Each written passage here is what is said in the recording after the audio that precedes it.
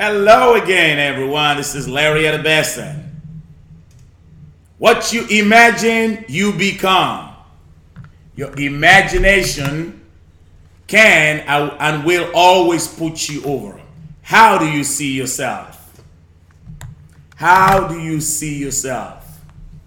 The me I see is the me I'll become. Your imagination puts you over. Your imagination allows you to call those things which be not as though they were. What do you want? What do you desire to see in your life? What do you desire to experience? What would you like to have more of? What would you like to have less of? Call those things which be not as though they were. That is what your imagination allows you to do. You know, I'm going to go ahead and tell you about this nation stuff I've been talking about for the past couple of days. But you know, it's just so amazing. It's like every single day, it's like morning by morning, new mercies I see, new ideas, new revelation about this subject of imagination. And anyway, let me get back to the story of these nations. In Psalm 118 and I think it's verse 10 and 11. The psalmist was talking about the nations. And as I've shared with you, the nations represent the appearances, the discords, the doubts, the fear, the worry, all those things that are always trying to impose upon us, that are always trying to impose upon our peace of mind, always trying to get our attention. And they appear in many shapes and forms. Sometimes they appear as individuals, as organizations, as a group, as the government, you name it. It doesn't matter.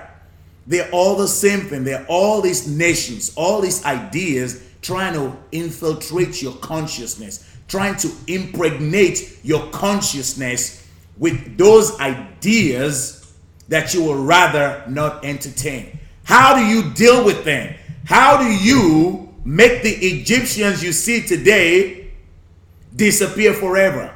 And when I talk about nations, Egypt represents, at least in biblical terminology, represents material consciousness.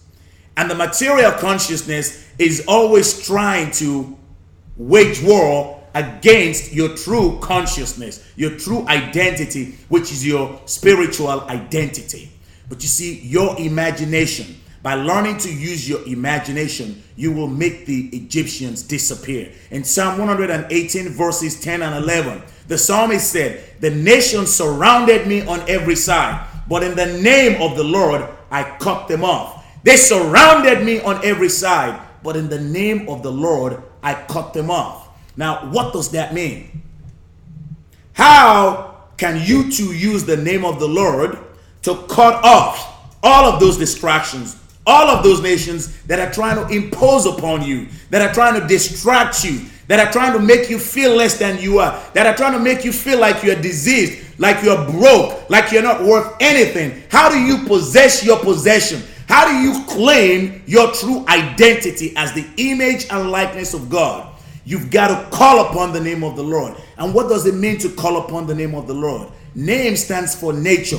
You call upon the nature of God. And what is the nature of God? The nature of God is invincibility. The nature of God is boundlessness. The nature of God is limitlessness. The nature of God is perfection. The nature of God is omnipresence. The nature of God is infinity. And you call upon that nature. And when life tries to throw stuff at you, they'll try to make you feel less than you are. You'll say, "No, I am the image and likeness of God. All God is, I am. God is infinite. I am infinite. God cannot experience lack. God cannot suffer low self-esteem. Therefore, I reject this reality." And you know what? You can do that. That is what it means to call upon the name of the Lord. Stand your ground on who God says you are. And I am telling you, you are the image and likeness of God. And your imagination, if you will let the word of God dominate your imagination, it will put you over every time. Carpe your diems and have a wonderful day. I think I'll sing a song to you the next time we meet. Because a song is just brewing within me right now. I'll see. I'll see what happens. All right, have a great day. Carpe diem.